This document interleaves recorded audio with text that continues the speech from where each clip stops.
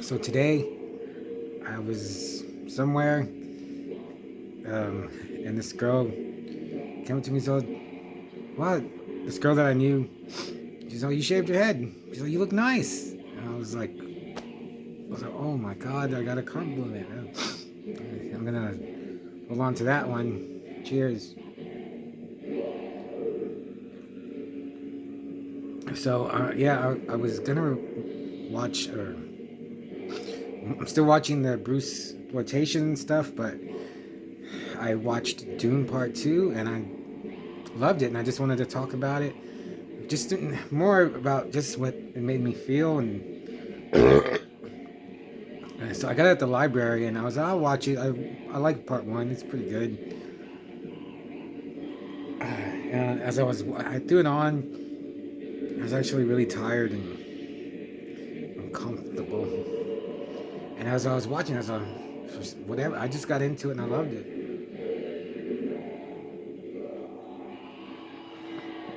And as I was watching it, the pervading thought that I had was like, this Denis Villeneuve, he's got to be an El Topo fan, because and El Topo is one of my favorite movies, definitely in my top 10 of all time.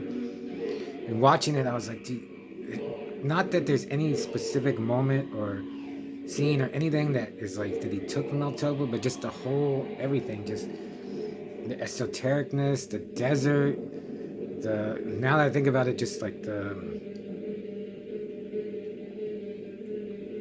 kind of like the lone, just the one like lone man who's trying to fix something.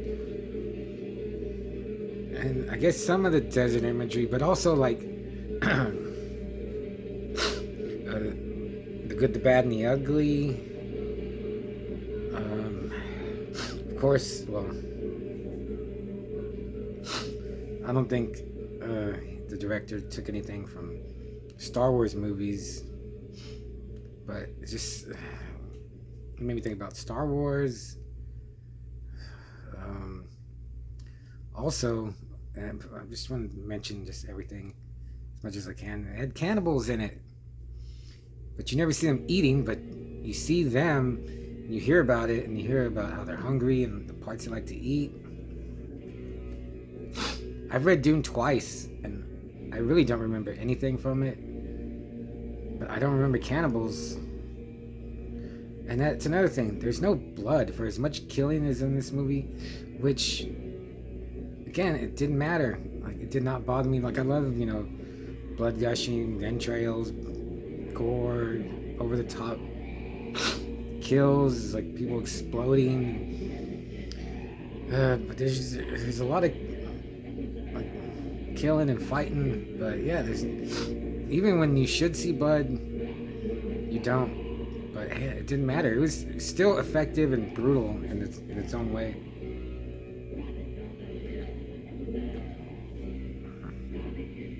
And I can't remember if this is it's 2024, right? It was released, so now I say it's the best movie. And I wonder what other directors are watching this, like Quentin Tarantino, or I can't remember his name, but the guy who did the Kong versus Godzilla movies, who's a really good director. I love The Guest and You're Next. But so like, what do other filmmakers think watching this? Because I thought Sicario was awesome. Blade Runner 2049 was great. I haven't seen The Arrival or Enemy. I think he did, or did he do Prisoners? Can't remember, but man, what's he gonna do next? Where's Dune 3 gonna go? What else? But yeah, just mainly the El Topo thing. Like, I finished it kind of late, and I wanted to put El Topo on, but I was like, nah, I gotta go to sleep. I know there's other movies like 70s. Oh, I mean, and when I watched part one, I still like Lynch's Dune, better, but this is much better. And yeah, he must have channeled some Dune. I mean, some Lynch's Dune. Like when you see his Paul's sister in the womb, I was like, that's got to be like influence of Lynch's Dune. The only thing I didn't like in it doesn't matter. Like in part one, you see that weird spider creature, and there's really none of that in Dune. But I wanted to see. Let's see just some alien creature. Oh yeah, Javier Bardem, who is, oh my god, like, I know him from his Spanish movies, and he's had like a whole lifetime of movies before he did No Country for Old Men, and then he was in Collision. What's that? He was in that Michael Mann movie with Tom Cruise.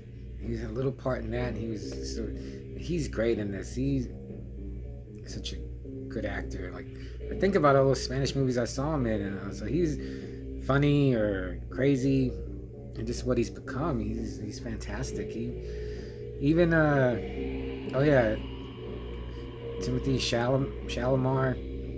He's good. He just seems kind of wimpy, but I believe he's the leader of army of, I don't know, millions, like leading them on a holy crusade to fight the Empire.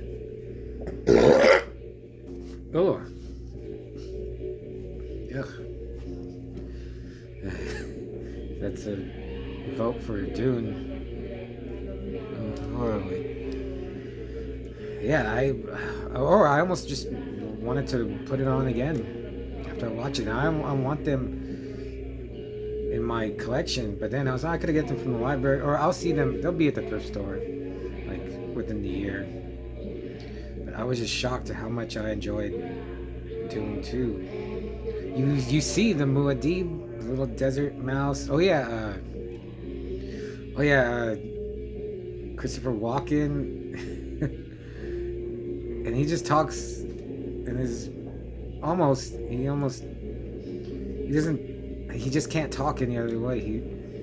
He's like, I'll just send my Sajuka troops and destroy them. Zendaya, I kind of don't want to like her,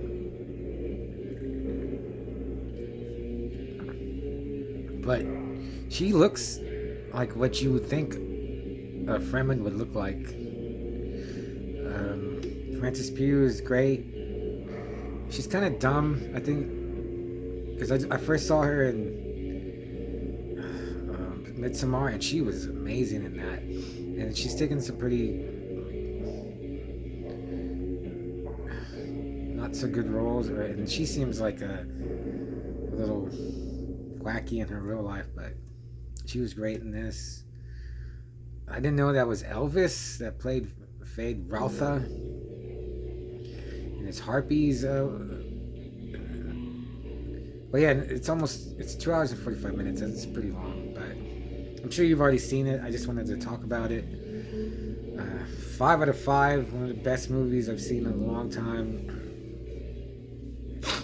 And yeah, the El Topo thing, I just like some of the costumes, the weirdness, some of the well, like I said, there's no specific shot, but some of the lingering shots of the desert and Paul walking through them, and it made me also, man, Russell McKay, he's such a good director. Or Tony Scott, who's no longer with us. Man, what happened to Russell McKay? Anyway, if you like any of this stuff, let me know what you think about Topo, Russell McKay movies, Dune, and I'll see you later. Bye.